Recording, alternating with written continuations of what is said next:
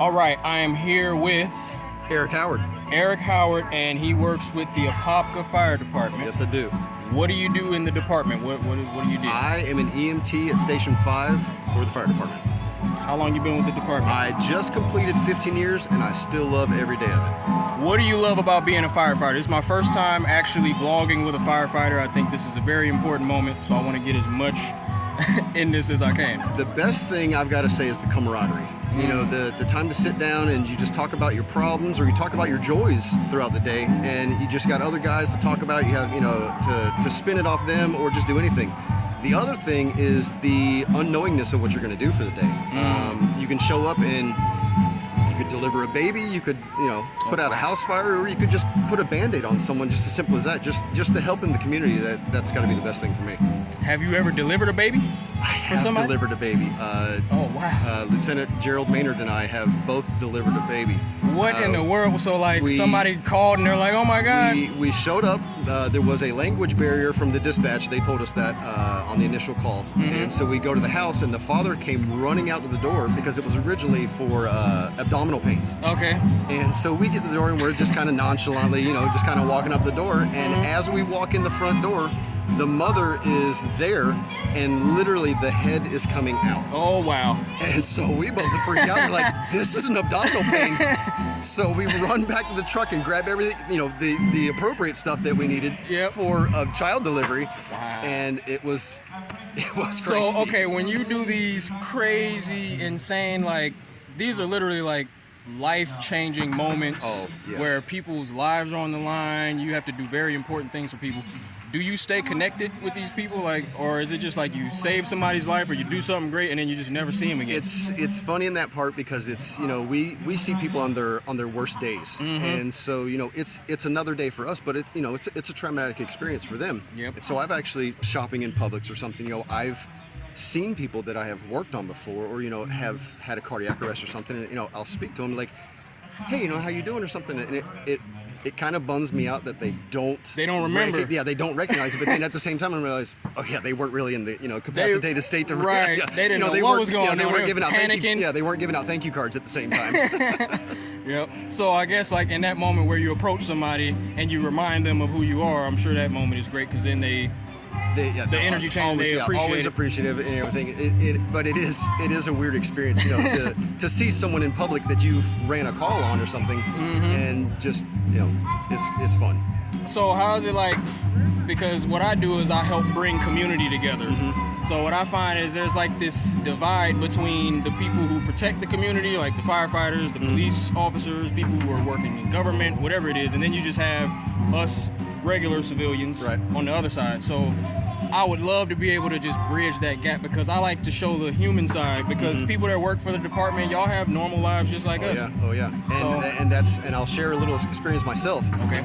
It was in June. I have a 4-year-old son, and we were side by side, and I just told him not to do something because I knew he was going to injure himself, and sure enough, cut the tips of his fingers off. Oh God. I live in Zellwood, and I have an Orange County station 2 blocks from my house, and I tried to keep my composure as best as I could, but because it was my own child, you know, I deal with emergencies all the time, but when it was my own child, I lost my head. I barked at him, you know, I was, you know, because I knew what was supposed to be happening. So I'm barking at him, I'm screaming at him, hollering, and I just went back last week. It's been 3 months now. I just went back last week, and I apologized to the guys. I said, listen, I had my uniform on. I said, you know, I just want to come back, you know, and I brought my son with me. And I said, you know, I just wanted to show him the finger. You guys did a great job and everything like this. And I wanted to apologize because I wasn't professional at that point in time. And they're like, listen, when it's your own kid, it's a different thing. And it really was an eye-opener to be on that side of the glass. On that side of the glass. So it was life-changing. So you said you've been with the department how many years? 15 years. Was it always your dream to work for the fire department? Because I know this isn't like the typical job. You either like have a dream of it and you're just like, I want to be a firefighter when I grow up. Growing up, I actually wanted to be a cop. Okay.